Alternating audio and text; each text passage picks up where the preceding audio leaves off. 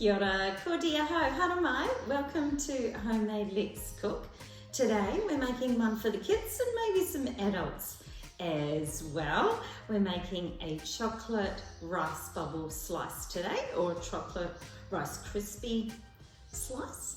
And what you're going to need for that, not too many ingredients, and most of you probably have them at home. So we've got 4 cups of rice bubbles, or rice krispies, or rice puffs, just depending on what you can source. We've got half a cup of butter, and that's about 115 grams.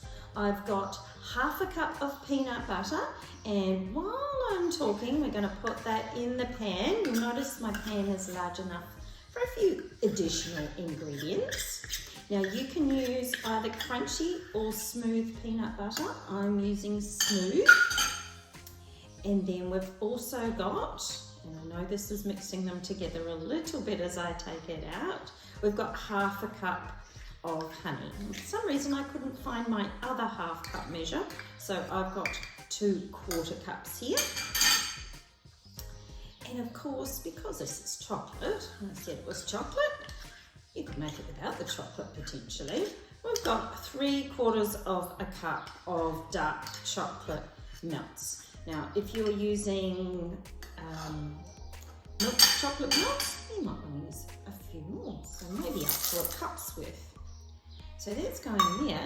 And excuse me while I head to the stove, because we're going to melt this down and bring it back to combine with the rice bubbles. I'll see you soon.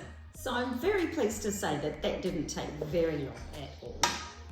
So you've got this lovely glossy liquid of chocolate, peanut, butter and honey mixture. So pop that straight into our rice bubbles. Get that all out.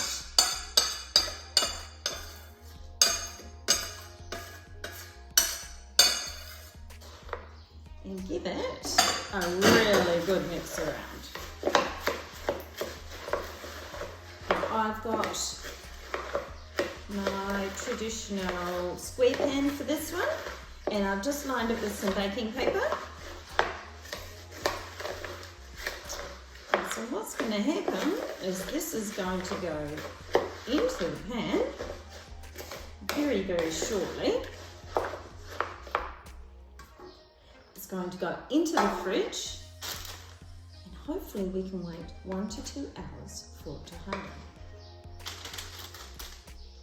So that should be a reasonable height in your pan.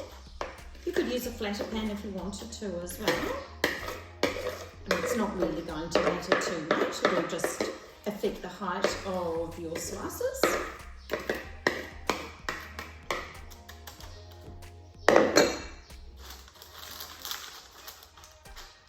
Alright, so just spread it into the corners. It's fairly easy to do, and it's great when we have so few ingredients. Now what you could do as well, if you wanted, is you could add additional nuts, and you could add additional dried fruit as well if you wanted to, which could be a really nice option. I'm sure there's a rice crispy bar recipe out there somewhere as well that would be suitable for this type of mixture. I was going to say muesli bar, but they're not muesli bars. All right. So that's reasonably flattened down. And as I said, now all that we have to do is pop it in the fridge, wait some time, and then when we bring it out, when it's hardened up, you might just want to wait a little bit of time before we cut it up, but I'll see you then anyway. So now to the fun part. I've taken it out of the pan, taken off the baking paper, and it's time to cut it up. I'm not quite sure how big I want the slices, but I think I'll decide as I go along. I might go half.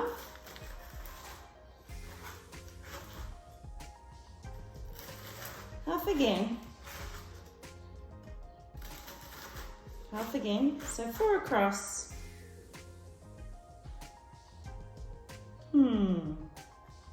Let's go for squares. 1 across the middle. Across near the top. And down the bottom. And there we have our chocolate rice bubble slice pieces. They look really attractive on display. Keep them in the fridge, and I'm sure kids and adults alike